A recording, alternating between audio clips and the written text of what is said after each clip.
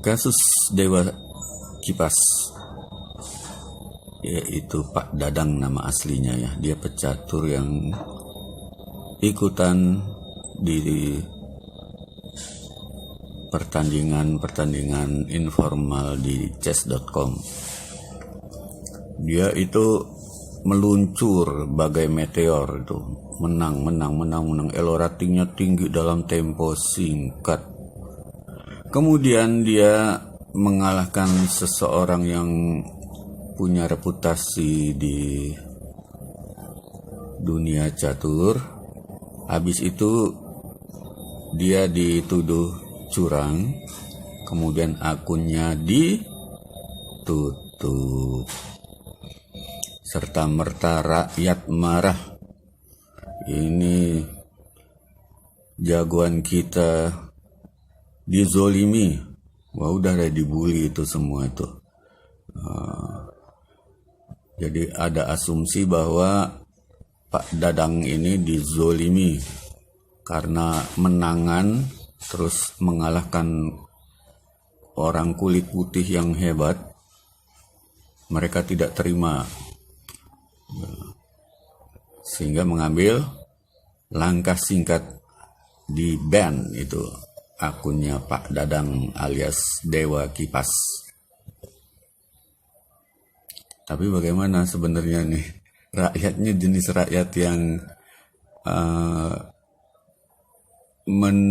mendasari sikap mereka berdasarkan pengetahuan atau berdasarkan emosi dan asumsi. Ya ternyata menurut gue banget ya begitu, hanya berdasarkan asumsi, emosi, terus melakukan demo, rame-rame berdemo walaupun salah kaprah ya, karena memang bagi yang sudah berkecimpung di dunia catur itu nggak mungkin lah itu ada seseorang yang bisa meluncur sedemikian cepat. Ini pasti pakai bantuan program catur ya, aplikasi catur ini. Jadi bukan pikiran dia sendiri. Sehingga ketika diadu sama Grandmaster Irene Sukandar, kalah 3-0 dengan mudah itu. Bahkan ya kemampuannya nggak sehebat yang ada di online itu. Bahkan Grandmaster siapa yang menjadi pengamat itu, Susanto Megaranto, bilang kemampuannya ya hampir master gitu ya. Hampir, maksudnya master ya master nasional gitu. Peringkatnya kan master nasional, master internasional, grandmaster ya. Ya adalah selat antara itu ya. Tapi begitu, master nasional pun belum sampai gitu. Itu bahasa halus ya dia. Saking ininya ya, santunnya itu grandmaster kita itu, Susanto Megaranto. Itu terbukti setelah diadu dengan Grandmaster Irene Sukandar, baru ketahuan kemampuannya ya segitu. Ya biasalah kemampuan seorang penggemar catur biasa ya, dan kemampuannya ya nggak hebat-hebat amat. Jadi di sini rakyat salah kaprah, kemudian dengan emosional mengadakan gerakan. Nah inilah yang berbahaya kalau rakyat tidak mempunyai basic sebelum mereka menerima input. Jadi kalau nggak ada basic, main ngamuk aja. Ya sedikitnya gue banget juga dulunya ya penggemar catur juga ya, walaupun nggak sampai hebat ya, juara RT doang gitu ya. Begitu ngadepin pecatur yang ada di Percasi Tanah Abang, anak muda ya belum remaja lah gitu ya. Wah, langsung keok, dia gape banget itu mainnya tuh. Ya udah terlatih dengan teori. Sehingga ya basic itu penting. Soalnya dengan basic ini kita bisa umpamanya menilai caturnya pertandingan antara Deddy Corbuzier dengan Grandmaster Utut Adianto. Di mana Deddy Corbuzier itu meramalkan dia akan kalah dalam posisi begini. Diberi gambaran tentang buah catur yang terakhir ketika dia kalah. Posisinya persis. Bagi yang nggak punya basic catur, orang akan mikir, wah Deddy ini punya ilmu meramal ini. Belajar di mana nih Deddy nih?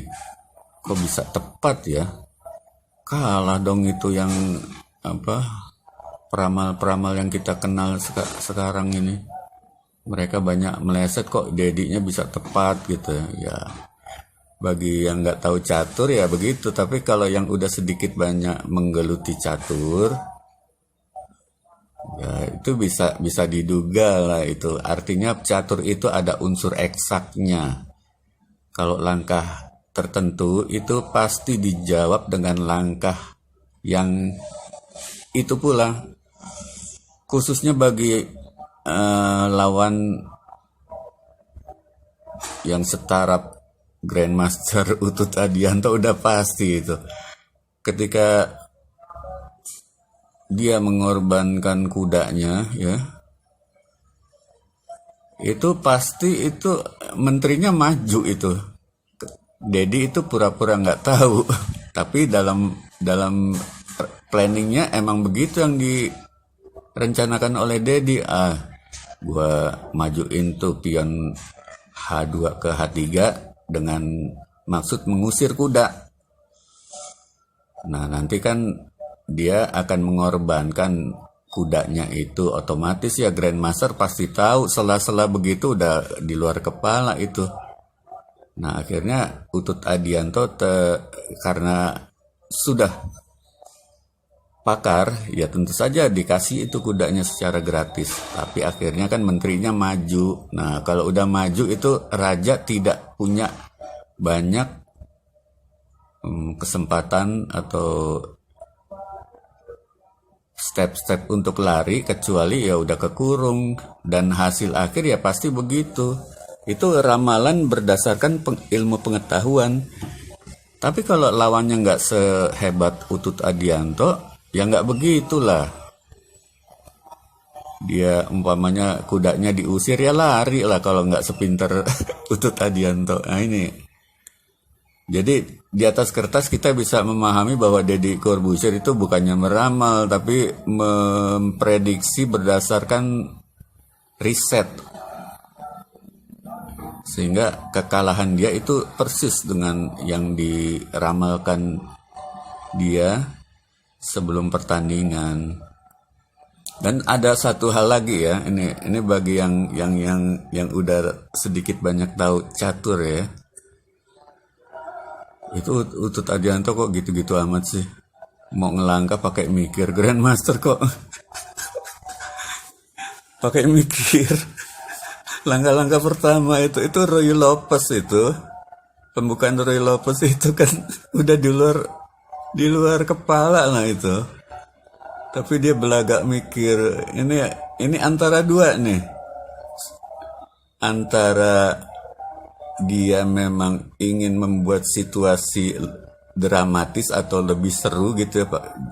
Jadi untuk urusan langkah yang nggak usah mikir lagi bagi seorang Grandmaster, dia mikir supaya kelihatan dramatis ya, itu satu. Kedua ya memang udah direncanakan, itu udah kong kali kong.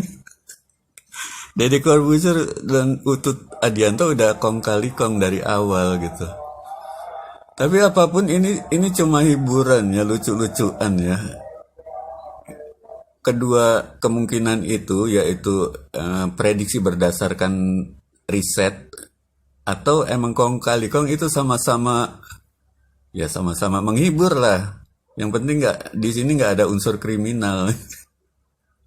Nah kembali, nah, rakyat yang tidak tahu menahu kemudian bersikap secara instan, spontan, emosional, itu yang bahaya itu. Termasuk juga kekaguman terhadap entah itu ustadz, kiai, dan guru, dosen. Itu kan main terima tuh. Nah itu bahaya itu ya. Jadi rakyat yang tidak mempunyai basic ketika mendengar input, entah itu agama, entah itu fisika, ilmu pengetahuan, itu bahayanya luar biasa ya. Jadi ini akun channel tentang fisika ya, walaupun ngomong catur dibelokin ke fisika juga ya, ilmu pengetahuan juga ya. Try this at home.